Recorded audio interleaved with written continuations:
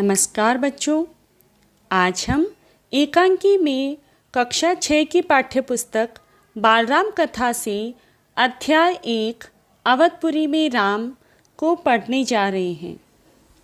अयोध्या एक बहुत ही सुंदर नगरी थी। वह दर्शनीय थी। अयोध्या में केवल राजमहल ही नहीं अपितु उसकी एक एक इमारत आलीशान थी। आम लोगों के घर भी भव्य थे। सड़कें चौड़ी थीं, सरोवर, सुंदर बाग बगीचे, खेतों में लहराती हरियाली, सब कुछ सुखी था। सब बहुत प्यारा था। दुख और विपन्नता को अयोध्या का पता नहीं मालूम था। विपन्नता का मतलब होता है गरीबी, अभाव।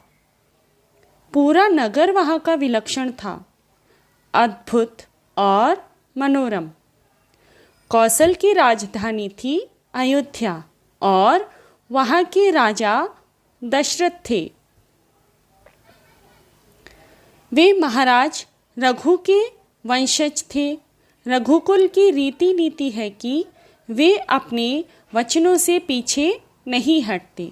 यह कहावत वहाँ की चलती आई है, आपको भी ज़रूर पता होगी। कहावत क्या है? कहावत है, रघुकुल रीत सदा चली आई, प्राण जाए पर वचन न जाई। रघुकुल की रीति है कि अपने प्राण देने पर भी वे अपने वचनों को पूरा करते हैं, यानी कि अपने प्राणों की भी परवाह नहीं करते। राजा दशरथ यशस्वी थे। उन्हें किसी चीज़ की कोई कमी नहीं थी, कोई दुख उनको नहीं था, परंतु एक दुख उनको अवश्य था। वे निसंतान थे। निसंतान का मतलब होता है जिनका कोई पुत्र ना हो। आयु उनकी लगातार बढ़ती जा रही थी। उनको इस बात की चिंता भी थी। उनकी 3 रानियां थीं। नाम था रानी कौशल्या, रानी सुमित्रा और रानी कैकेयी। रानियों के मन में भी यही एक दुख था। बहुत सोच विचार कर महाराज ने वशिष्ठ मुनि से चर्चा की। मुनि ने उन्हें पुत्र कामेष्ठी यज्ञ करने की सलाह दी। यज्ञ महान ऋषि ऋष्यशृंग ने करवाया। यज्ञशाला सरयू नदी के किनारे बनी। कई ऋषि मुनि वहाँ पधारे। यज्ञ पूरा हुआ। दशरथ की इच्छा पूरी हुई। कौशल्या ने राम को जन्म दिया। रानी सुमित्रा ने लक्ष्मण और शत्रुघ्न को तथा रानी कैकेयी के पुत्र का नाम भरत हुआ। चारों ओर खुशी छाई तथा मंगल गीत गाए गए। चारों राजकुमार धीरे धीरे बड़े होने लगे। वे जहाँ भी जाते लोग उन्हें देखने लग जाते।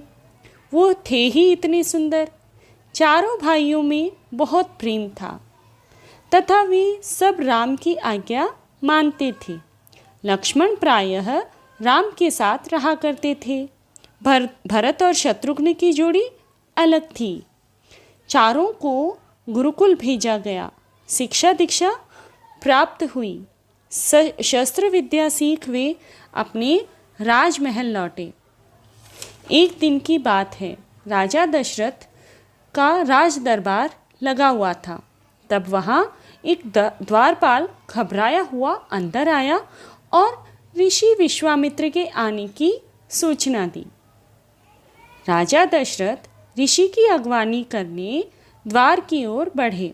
वे महर्षि का स्वागत करने लगे। उन्हें ऊंचा आसन दिया। विश्वामित्र कभी स्वयं राजा थे।